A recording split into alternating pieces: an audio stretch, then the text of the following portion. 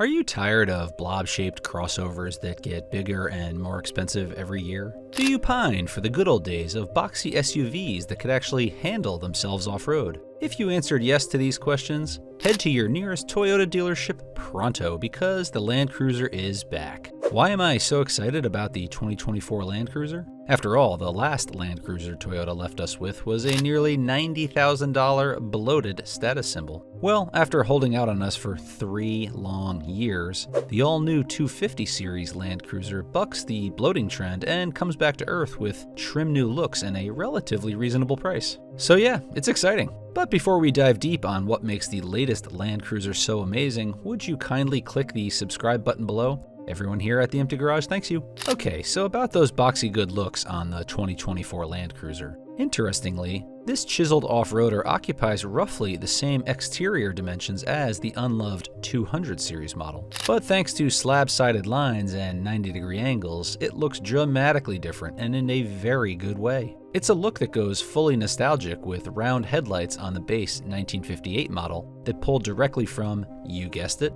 the original 1958 Land Cruiser. In that first year, Toyota sold exactly 1 Land Cruiser. It's true. They also sold 287 Toyopet Crown sedans for a grand total of 288 sales in 1958. Granted, Toyota only established itself on American shores a year earlier, so things started slowly. But soon that 20 series cruiser led to the 40 series and sales quickly accelerated. These early Land Cruisers sported solid front and rear axles, helping establish a reputation of capability that lives on to this day. True, you won't find a solid front axle on the 2024 Land Cruiser, but we're not all Wrangler driving savages. What you will find is a fully boxed ladder frame platform shared with the latest Tundra, Sequoia, and Tacoma. It uses cutting-edge laser blank welding technology to keep mass down and strength up.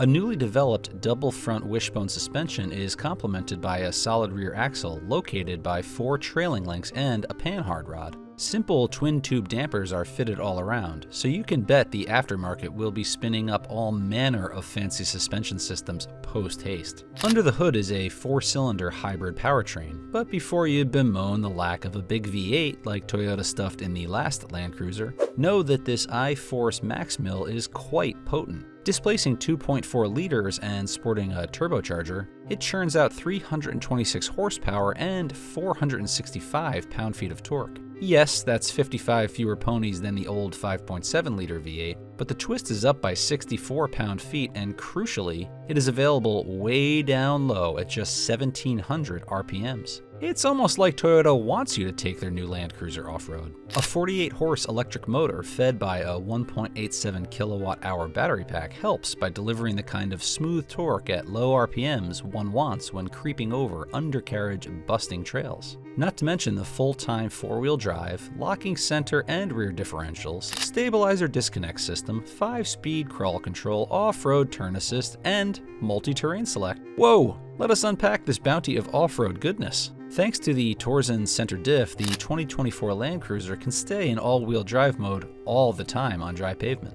But it automatically locks when the 2-speed transfer case gets shifted into low range. Out back, the locking rear diff offers a 50-50 split, and of course this is all managed with console buttons. See? Not all modern technology is bad. Unlike its Lexus GX 550 stablemate, the new Land Cruiser won't be packing the automaker's kinetic dynamic suspension system for disconnecting the front and rear anti-roll bars. But come on, how else did you think Toyota would keep the entry price in the mid-50s? However, a push-button operated stabilizer disconnect mechanism does unhook the front bar when you need all the articulation and like to keep the front tires in contact with the ground. With crawl control, you can choose from 5 speeds and enjoy something like low-speed cruise control on the trails, while off-road turn assist lends a hand on truly tight maneuvering. Now to address the elephant in the room. The latest Land Cruiser only has a bit more than 8 inches of ground clearance. It doesn't come with all-terrain tires. There are not miles of underbody armor, and the Bronco will embarrass the Land Cruiser's 31-degree approach and 22-degree departure angles. But if you're freaking out about any of this, you're missing the point. The new Land Cruiser is a highly capable off-roader that skips all these expensive factory features so you can have some fun doing it yourself.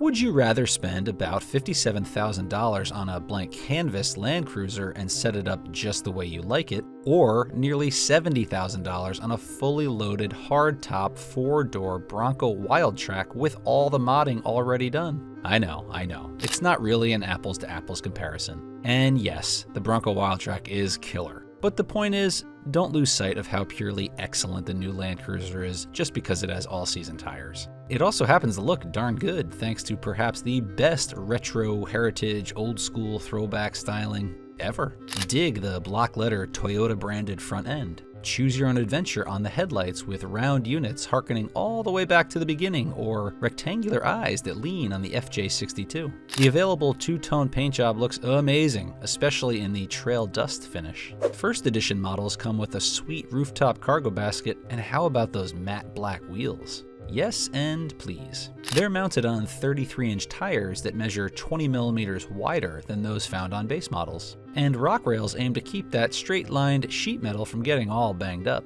Inside, there are 2 rows of seating in the latest Land Cruiser, as the hybrid battery pack perched on the rear axle means there is no room for a third row. But that second row reclines for comfort and folds and tumbles forward for hauling gear. This is nice, but the 26.5 inches of legroom back there is pretty tight. And should you decide to spend up beyond the base 1958 model, you'll find that Toyota didn't completely skimp on the amenities. For one, the Java Brown Soft-Tex upholstery on mid-tier models looks amazing. These cruisers also sport heated and ventilated front seats, a heated steering wheel, and triple-zone automatic climate control. Fancy a bit of technology? How about a fully digital gauge cluster and a 12.3-inch infotainment touchscreen with wireless smartphone integration? Or a multi-terrain monitor with live camera views of what's up front, out back, and on both sides to provide virtual trail spotter help? Only first edition models get the bumping 14-speaker audio system from JBL, the head-up display, and a digital rearview mirror as standard equipment. But every 2024 Land Cruiser comes with a 2400-watt power inverter to enable household power delivery in the cargo hold. Thank you very much, hybrid battery pack. Need more? How about a tiny refrigerator in the center console? Or rigid fog lights with color changing capability? Neat! The front and rear brake rotors on the new Land Cruiser measure a whopping 17 inches in diameter, and the standard recovery hooks at both ends means it's easy to get back on track when those giant brakes don't save the day. It's not every day that an automaker hits a bullseye with a retro-inspired new vehicle. Looking at you, Chevy SSR, with your cartoonish car pickup vibe. But Toyota has done it with the 2024 Land Cruiser, and that's saying something when you consider how big the shoes are to fill on this nameplate. It may not be ready to take on a Wrangler on the Rubicon, but kudos are in order for making a clean break from the bloated last generation model. This latest trim, chiseled, and no-nonsense Land Cruiser has got me absolutely itching for an off-road adventure.